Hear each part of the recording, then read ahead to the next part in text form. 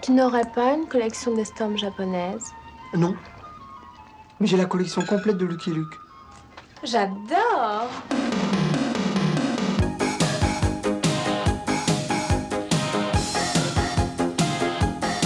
Je m'appelle Jean-Marie Vauclin et j'ai été acteur. Oui. Avant de devenir acteur, je voulais devenir chanteur.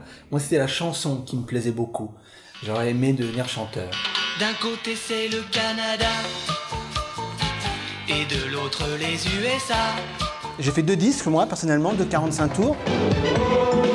Les petits bateaux de Saint-Malo, quel tableau. Et puis j'ai participé parce que j'ai fait quelques chœurs aussi. Ah, il y avait toujours ma mère à la radio. Mais la comédie est venue très vite en vérité, il fallait travailler. Et je crois qu'un casting de film est arrivé comme ça, par je crois l'intermédiaire d'un ami. C'était un film qui s'appelait Les Bidasses au pensionnat. Ici, on est chouchouté par nos chefs. On bouffe comme chez Maxime, on est logé 4 étoiles et on est sapé comme des milords. Et après, les choses se sont enchaînées vraiment. J'ai commencé à faire des pubs en même temps. Champignons de Paris. Changer de légumes. Et puis il y a eu le sketch des nuls, mais ça c'était un peu plus tard. Aga de la télévision Épidore. Épidore, Aga de la télévision, Épidore. Il y avait beaucoup de projets. Je faisais partie des gens qu'on appelait. Il faut décrypter les processus inhibiteurs et aussi débloquer les tabous. Oui, il faut débloquer. Et pour ça, il est bien parti, hein. Quand tu feras l'amour comme lui avec autant de variantes, là tu pourras te pointer. Il est mignon, ce gamin, il est mignon. Vous allez bien prendre un verre avec moi? Je ne vous plais pas? Si. J'ai tourné dans pas mal de ces comédies, donc beaucoup de, comme on disait, de bidasseries, vous voyez. Dites, oh, hey, votre virus, vous, c'est le ver solitaire? Non, cannibalisme. Un film de bidasse, c'est un film qui se passe dans l'univers de l'armée, quoi. Il y en a eu beaucoup, hein. Marche pas sur mes lacets de Max Pécasse, Les planqués du régiment, et Les surdoués de la première compagnie. Ce sont des films qui marchaient très très bien. Parce qu'il y avait encore le service militaire, il y avait les 3 jours, et souvent c'était basé sur les 3 jours, les histoires. Les mecs voulaient pas faire de service militaire. C'était ça les gags. Et donc ça parlait aux gens. Vous voyez pas le U là? Non. Et le X qui est là, vous le voyez? Lequel X? Ah, vous voyez pas le X sur le panneau là? Mais quel panneau? Ah, vous voyez pas le panneau sur le mur? Ah, il y a un mur. Et il y a surtout un film qui avait très très bien marché, c'était Comment se faire réformer. Ça chauffe, hein? Et si l'ennemi contre-attaque? Si vous croyez qu'ils vont se déranger avec une chaleur pareille?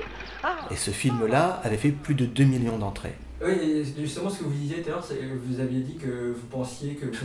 Vous voulez interviewer Daniel Derval, je crois, non? C'est ça, non? Si vous pensez qu'il y a moyen, ce serait intéressant aussi. Ah, c'est ça. 1, 2, 3, 4.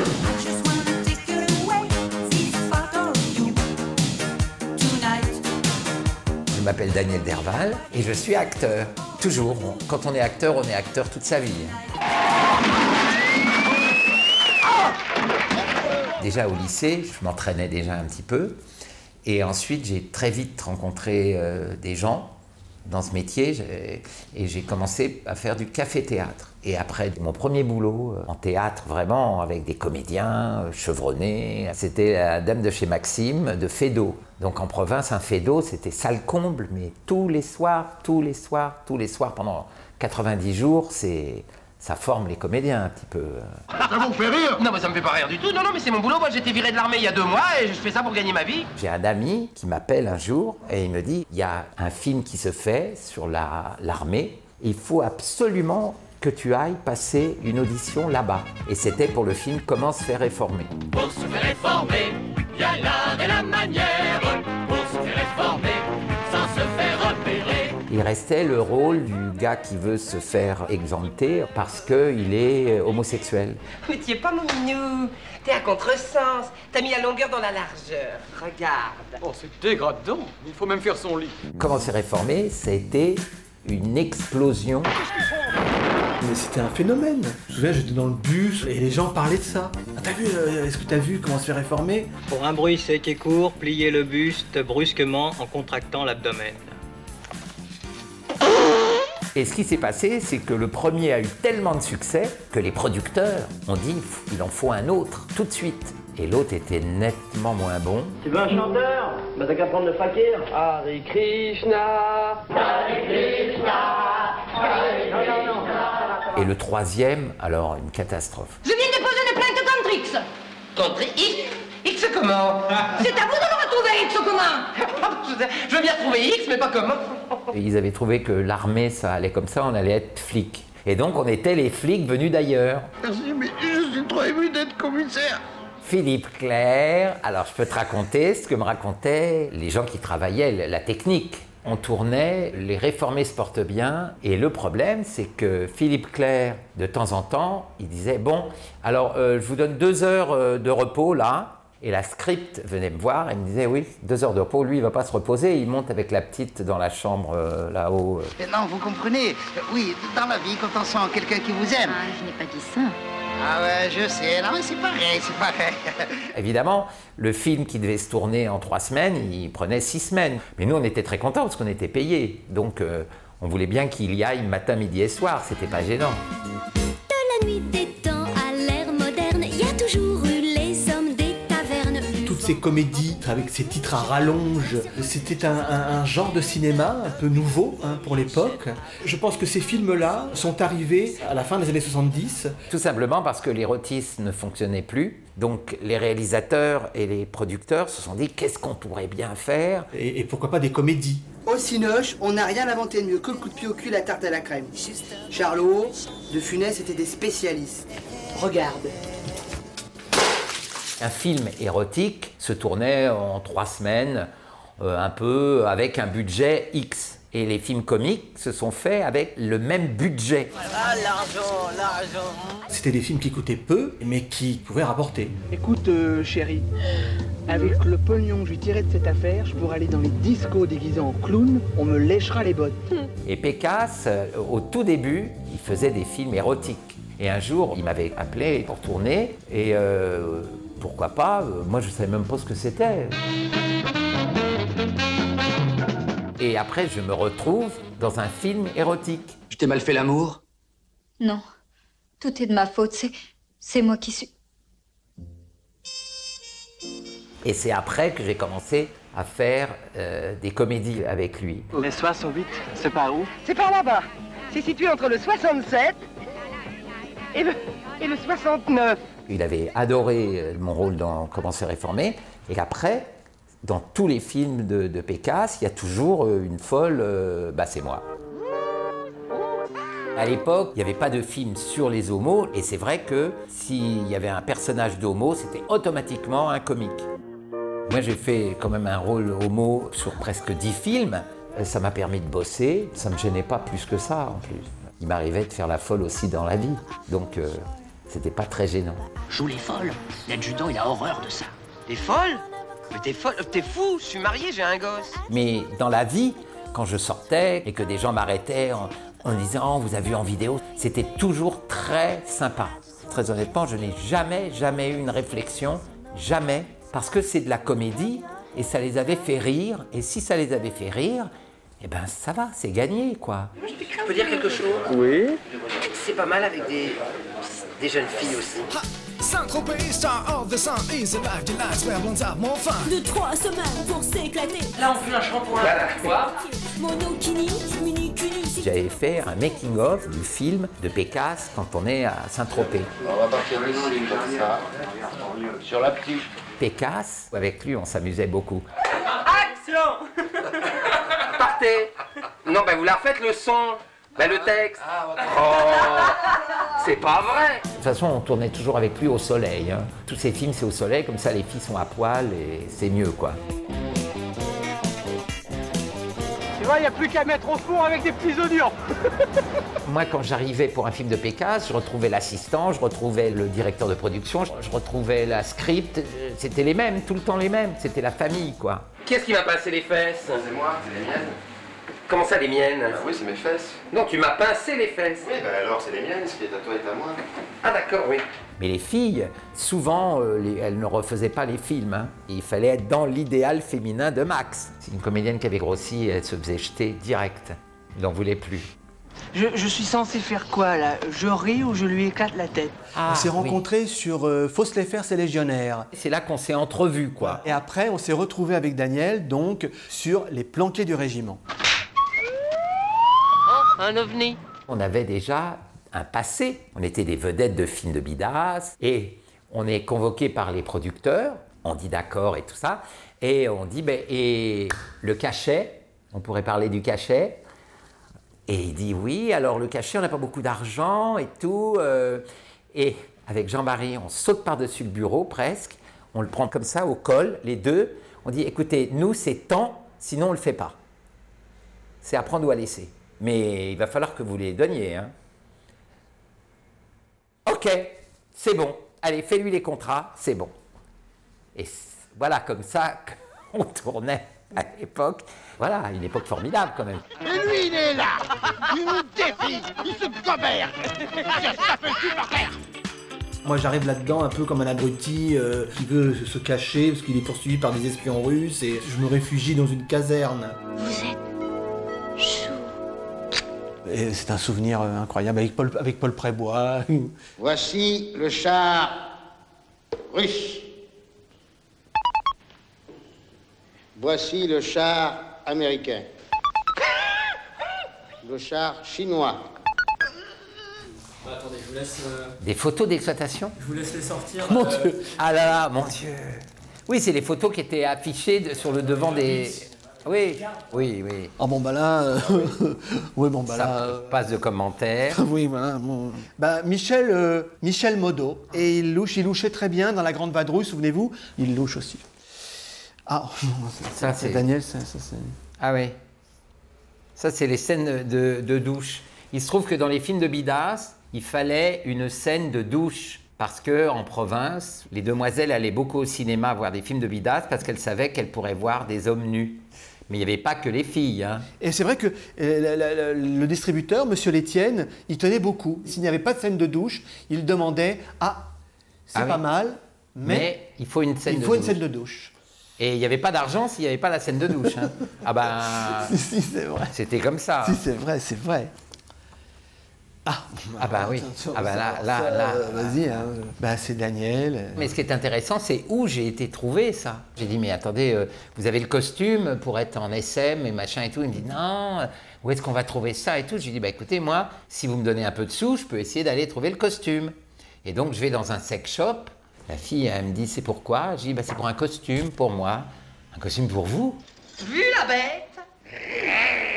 Et quand je suis arrivé sur le tournage, évidemment, ils ont trouvé ça formidable.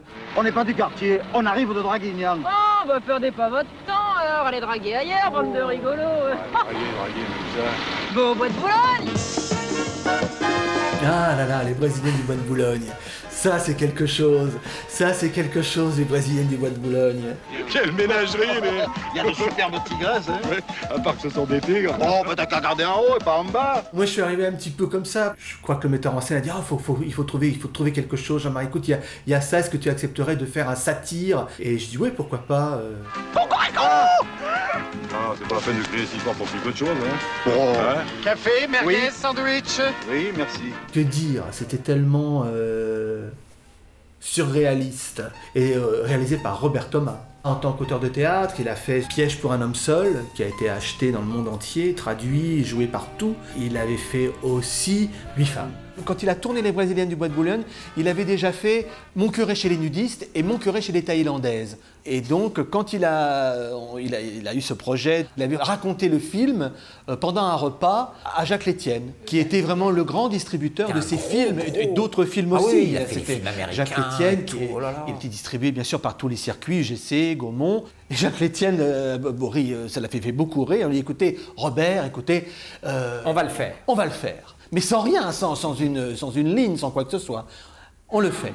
Si tu veux connaître bonheur inconnu, je suis là pour t'apprendre ça. Je poche de surprise quand je suis nue. Chérie, t'en reviendras pas. Daniel Derval avait un rôle beaucoup plus important que moi dans le film. Je faisais la grande kiki, j'étais pas dans le Bois de Boulogne, moi. Et c'était assez plaisant de jouer un directeur de cabaret un peu à la Michou, quoi. Paris, la grande kiki. Tous les amis ont rendez-vous ici. Les Jules sont des Julie. Pardon, Daniel, quel était le pitch du film? C'était un frère qui venait retrouver son frère ici, et son frère qui était devenu sa sœur. Ah, voilà, c'est ça. C'était quoi, mais qui étiez-vous? Tu m'as pas reconnu? Qui étiez-vous?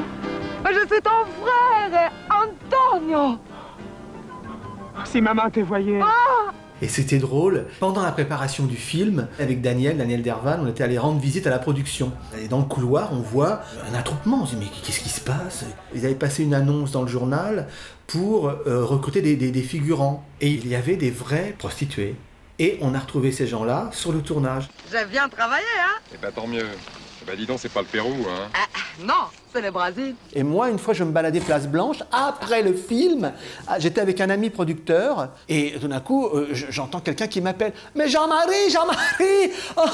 Et je me retourne, et c'était une des figurantes du film. C'était un travesti brésilien, pas opéré. Non, parce que ça, elle y tenait beaucoup. Et elle me dit, mais venez donc boire un verre avec ton ami, venez dans le bar. Et on était allé boire, je me suis retrouvé dans le bar avec, voilà. Comme quoi, ça mène partout, quoi, le cinéma. Et vous avec vos jeux, là! Il est très très con. J'ai été engagé sur Ne prends pas les poulets pour des pigeons. C'est pas possible. Le canard, il a parlé. Allô, Cellier? La merde dans le tuyau. C'est peut-être ça la farce. Ah là, il a grogné. J'avais été appelé par un producteur, Jean-Claude Benamou. C'était son projet, et donc il avait lui-même décidé des comédiens qui allaient jouer dans son film. Et le producteur de ce film jouait le premier rôle du film, aussi, avec moi. 2 inspecteurs, ça va? 3, bonjour les dégâts. Oh, le chien. J'ai dit, mais qui réalise le film? Qui va réaliser? Donc il me dit, c'est Jean Rollin. Et j'ai compris que Jean, sur ce projet, c'était pas son film, c'était pas ce qu'il faisait. Non, il était du cinéma fantastique, des films d'horreur. Il se retrouvait à tourner des gags, de la gaudriole. Bah attendez, je vais vous aider, donnez-moi ça. Donnez-moi ça.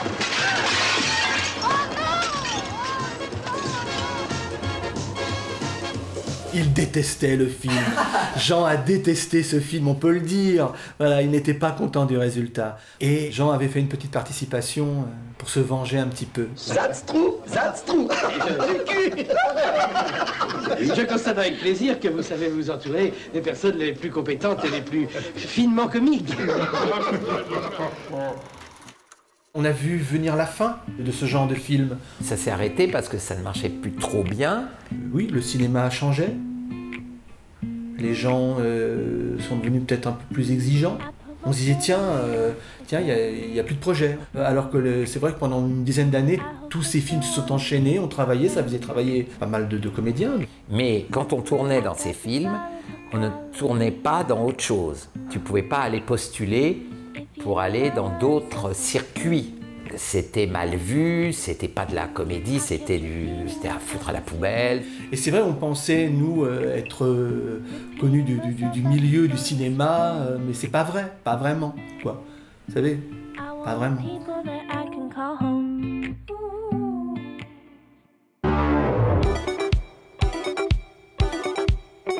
On a fondé Zelig Film en 2005, une société de distribution de films. C'est un ami, en vérité, producteur. C'est ensemble qu'on a eu l'idée, lui et moi. Voilà. Et moi, j'ai proposé à Daniel. Et voilà. On s'est lancé. Depuis la création, on a distribué à peu près 80 films. Principalement des films d'auteur, des premiers films. On est assez fiers de tout. C'est-à-dire qu'on regardait les films, on ne sortait pas n'importe quoi. Des films qui nous touchaient, on disait « OK ». Alors évidemment, si ça marche, c'est aussi bien. C'est vrai, c'était des coups de cœur, très souvent, on avait des coups de cœur. Ouais. C'est-à-dire qu'on fait de la distribution pour perpétuer le goût du cinéma. On rencontre les comédiens, on rencontre les réalisateurs, celui qui a écrit le scénario, enfin on rencontre tout le monde. Quand on aime vraiment ce monde de cinéma, c'est formidable quand même.